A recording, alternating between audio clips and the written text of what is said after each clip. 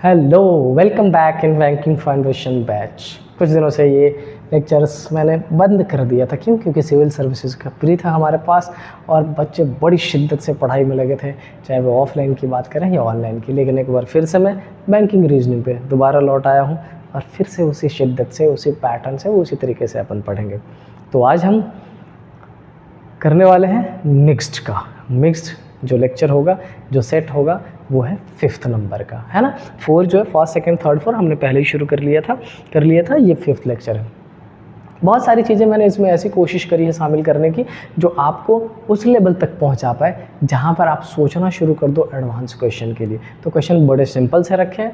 Lectures बहुत ज़्यादा लंबा नहीं रखूँगा, 10 to 12 और मैक्सिमम 15 मिनट्स का होगा। मेरी आपसे उम्मीद है, रिक्वेस्ट है कि आप ये 15 मिनट्स बने रहें ताकि मैं जो फ़ायदा आपके लिए चाह रहा हूँ वो आप तक पहुँच पाए। करेक्ट है? चलिए शुरू करते हैं और देखते हैं कि आज के इस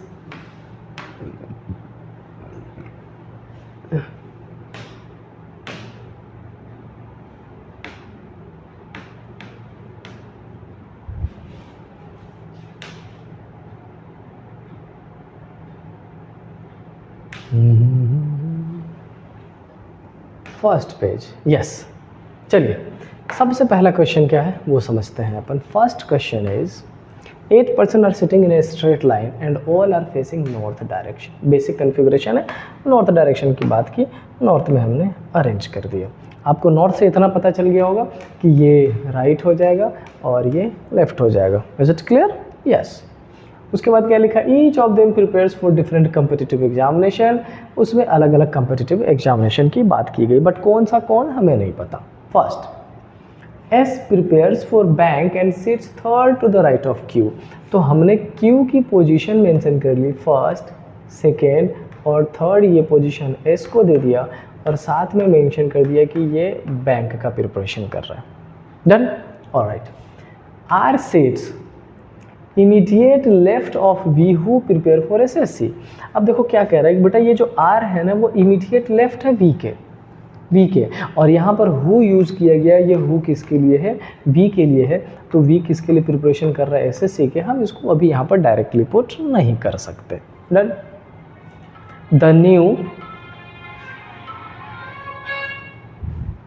डन? उसके बाद क्या लिखा है? The one who prepares for F CAT sits second to the left of Q. Q के सेकेंड लेफ्ट में, इसका मतलब ये एक पर्सन है और ये प्रिपरेशन कर रहा है किसका? एफ कैट का। Clear? Yes. The one who prepares for F CAT sits second to the left of Q. इतना हमने क्लियर कर लिया। The one who prepares for UPSC sits third to the left of V के third left में first, second और third left, और ये preparation कर रहा है यूपीएससी का। तो हमें ये 1 2 3 4 पर्सन को इसमें कहीं अरेंज करना पड़ेगा। अभी हमारे पास 3 और 3 6 पर्सन से 2 बच रहा है। लेट्स सी कहाँ अरेंज कर पाते हैं। Done? W prepares for NDA and he is an immediate neighbour of U who does not prepare of F CAT. अब सुनो क्या कह रहा है। कह रहा है कि W एनडीए प्रिपेयर कर रहा है, ठीक है, करा दिया NDA prepare, and he is an immediate neighbour of you, और वो यू का नेबर है, बट लेफ्ट या राइट कौन सा हमें नहीं पता। और यू के बारे में एक चीज़ क्लियर इन्फॉर्मेशन दे दी गई है कि ये भाई एफ कैट का प्रिपरेशन नहीं करते। कोई बात नहीं करते, नहीं कराएंगे, अपने को क्या लेना है, जहाँ ज़रूरत पड़ेगी वहाँ पुट करेंगे। उसके बाद क्या लिखा है? V is not an immediate neighbour of S. एक बात कह दिया कि वी एस का इमीडिएट नेबर नहीं है, मतलब ना तो इस पोजीशन पर, और इन केस कोई पर्सन यहाँ भी आता है तो वो उसका नेबर नहीं होगा। सो मेक श्योर कि V और S एक साथ नहीं बैठेगा। तो V कहाँ बैठेगा? इसी पे बहुत सारी चीज़ें क्लियर हो जाएंगी हमारी, है ना। क्यों? क्योंकि V और R के लिए हम यहाँ नहीं ले सकते, तो V और R यहाँ ले सकते हैं। और अगर V और R यहाँ हमने ले लिया तो 1 2 करके 8 पर्सन हो जाएगा।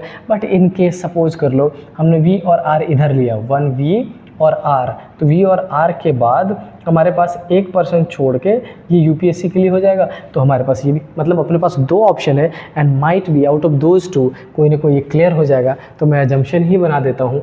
मैंने यहाँ पे R को मेंशन कर दिया, ये V को, और एक दूसरे कन्फिग्रेशन में 1 2 3 4 Q 1 2 और एस, और इसमें मैंने ये आर ये वी ले लिया, और अगर ये वी और आर हमने लिया तो हमारे पास बचा 1 2 1 2, ये बच गया यूपीएससी। इसमें ये वी आर लिया तो इसको छोड़ के ये जो है ये किसका हो गया, यूपीएससी का। इतना हमने फ़िलहाल क्लियर कर दिया इस पोजीशन को 100% श्योरिटी से। अच्छा, वी के बारे में इंफॉर्मेशन है कि वी एसएससी है, तो आर का तो नहीं पता, बट वी के लिए एसएससी मेंशन कर देते हैं, इस वी के लिए एसएससी मेंशन कर देते हैं। क्या इतना क्लियर है? यस। कैसे फ्रेम किया दो अजम्पशन? क्योंकि भाई वी के लिए दो ही ऑप्शन बन रहा था, वी और आर एक दूसरे के साथ है, यहाँ पर बिठा नहीं सकते क्योंकि वो इसका नेबर हो जाएगा, तो या तो यहाँ बिठा के दो इधर कर लो या आगे बिठा के उसकी अजम्पशन क्लियर कर लो। It is okay. नाउ क्या लिखा है, person who prepare for CDS and UPSC sits together. एक बात बोला है कि यूपीएससी और सीडीएस वाला, अब यूपीएससी ये है तो ये तो पॉसिबल नहीं है सीडीएस, तो हमारे पास ये जो है ये सीडीएस के लिए। अच्छा, यहाँ पर यूपीएससी ये है तो ये हमारे पास ऑप्शन किसके लिए है, सीडीएस के लिए। Done, okay. T seats third to the left of the one who prepare for UGC NET. अब हमसे क्या बोला कि देखो T third to the left है किसके, जो प्रिपरेशन कर रहा है यूजीसी नेट का। अब इसमें अगर देखो तो अभी ऑप्शंस बतेरे हैं, अपन आगे चल लेंगे। Okay, W is not an immediate neighbour of S। एक बात और बोला गया कि W इमीडिएट नेबर नहीं है इसका, बट W और U जहाँ बैठेगा साथ बैठेगा। W अगर इमीडिएट नेबर इसका नहीं है तो W यहाँ पर बैठ सकता है, लेकिन W NDA है तो पॉसिबल नहीं है। तो हम यहाँ पर इस कन्फिग्रेशन में W को ये दे दें, W को क्या दे दें, NDA दे दें, और अगर वो दे दिया तो ये किसका हो जाएगा, U का। लेकिन जैसे ही हमने ये अरेंजमेंट की, हमने U को F कैट दे दिया और ये हो गया गलत, तो ऊपर चलना पड़ेगा। W के बारे में दिया है W is not an immediate neighbour of S, W S का नेबर नहीं है, कोई बात नहीं, W को ये दे दिया, W को क्या दे दिया, NDA, ये किसको दे दिया, U को। क्या हमारी अरेंजमेंट हो गई? यस। अब हमारे पास दो पर्सन है, हमें उसमें दो को छोड़ के किसकी पोजीशन रखनी है, यूजीसी की। तो अपने पास जितने कॉन्फ़िगरेशन है, अगर मैंने ये दे दिया किसको, यूजीसी को, तो हमारे पास 1 2 ये टी के लिए हो गया। वेरी गुड, बहुत शानदार। और अगर दे दिया तो हमारे पास एक पर्सन कौन सा बच गया, PQRST, PQRST कोई भी एक बचा हुआ पुट कर देंगे, P ही बचा हुआ है, ये पोजीशन P का है। P डजंट प्रिपेयर फॉर सी, हमने दिया भी नहीं उसको। W is not an immediate. क्या सारी अरेंजमेंट इस वाले कन्फिग्रेशन में हो गया? यस, हो गया। अब सुनो, इस क्वेश्चन को सॉल्व करते हुए आपके सामने मेरे दिमाग में एक चीज़ जो सबसे इंपॉर्टेंट आई है, क्वेश्चन ये ईजी नहीं था, हालांकि बहुत मुश्किल नहीं है, लेकिन ईजी इतना भी नहीं है कि डायरेक्टली प्री में, बेसिक प्री में पूछ लिया जाए। क्लर्क में तो नहीं ही पूछेगा क्योंकि डबल वेरिएबल्स है। बट एक चीज़ जो मेरे समझ में आया, जिसने मेरी बत्ती जलाई, कि अगर आप पैसेज रीड करते हुए पेशेंस रख लेते हो, अजम्पशन नोट डाउन कर लेते हो, जो पॉजिटिव है उसको पुट कर देते हो, तो आपका एलिमिनेशन अपने आप हो जाएगा और बहुत शानदार पैटर्न से शुरुआत हो सकती है। समझ आ रही बात? Yes, alright. चलो नेक्स्ट क्वेश्चन पे चलते हैं और देखते हैं और आपके लिए क्या कर सकता हूँ मैं। ये रहा हमारे पास, ये कह रहा है कि भाई ये जो t है ना, इनइक्वालिटी, t बड़ा है n से। अच्छा, t से n तक पहुंचने के लिए t इस सेगमेंट में है, n इस सेगमेंट में है, दोनों में कॉमन कौन है, p कॉमन है, तो मैं p को पुट कर देता हूँ।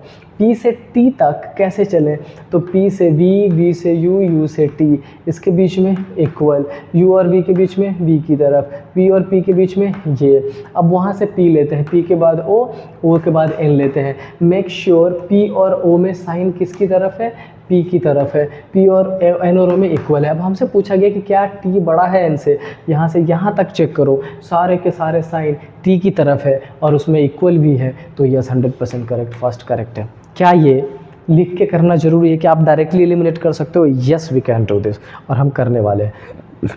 क्या लिखा है, r is greater than u। क्या r बड़ा है u से? तो कैसे चेक करें, प्रोसेस सेम है, r बड़ा है p से, क्लियर। अब अगर p बड़ा हो गया u से तो r भी बड़ा u से, तो p से u तक चलते हुए p बड़ा नहीं है, p छोटा हो जा रहा है, इसका मतलब ये डेफिनेट नहीं हो पाएगा, ओनली कंक्लूजन 1 करेक्ट हो जाएगा। Is it okay? Yes. Question number 2, आप पॉज करो, सॉल्यूशन करो, तब तक मैं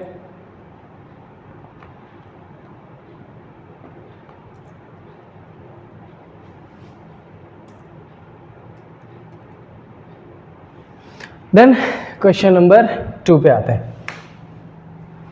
क्वेश्चन नंबर 2 में क्या है, लिखा है b is greater than i। अब b से i तक चलने के लिए i अलग सेगमेंट में, b अलग सेगमेंट में, दोनों में कॉमन कौन सा, i l j f के और उधर f, ये f और f कॉमन है ना।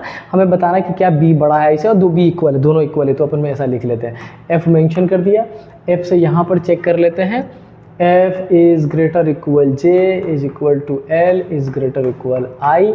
ये साइन मैंने बस l की तरफ है तो l की तरफ कर दिया, ये f की तरफ है तो f की तरफ कर दिया, और वहाँ से f से b के चलेंगे तो f equal to c, c और b में ये वाला साइन। Done, yes.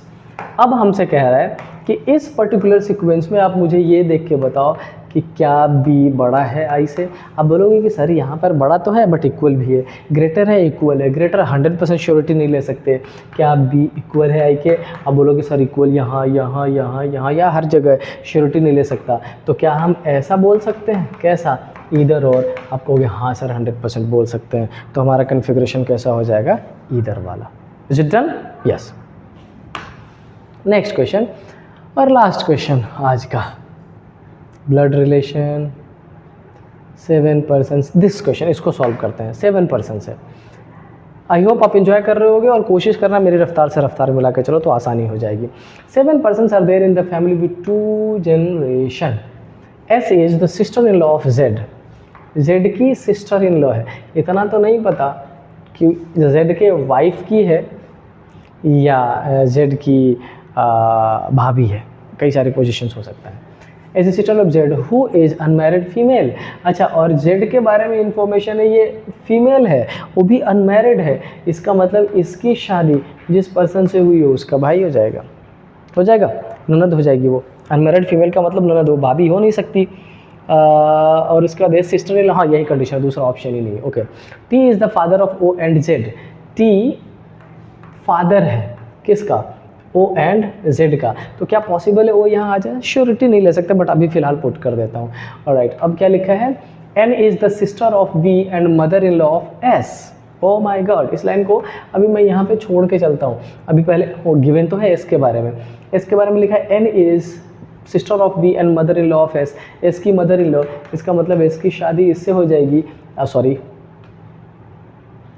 मैं यहाँ पर इसको एन बना दे रहा हूँ, एन की शादी इससे हो जाएगी और ये सिस्टर है बी की, देन इट्स ओके, कोई इशू नहीं है। मैं यहाँ पे कलर चेंज करके एन ओ हो जा भाई, ये हो गया, एन पुट कर दिया मैंने, done. Okay, W is brother in law of O. O का ब्रदर इन लॉ, इसका मतलब डब्ल्यू यहाँ पर आ सकता है, ब्रदर इन लॉ मतलब साला हो जाएगा क्योंकि जेड तो अनमैरिड है। और right, the number of male is more than that number of female, तो 1 2 3 1 2 3 वी को मेल बनाना ऐसा कह रहा है। ये हो गया हमारा क्लियर।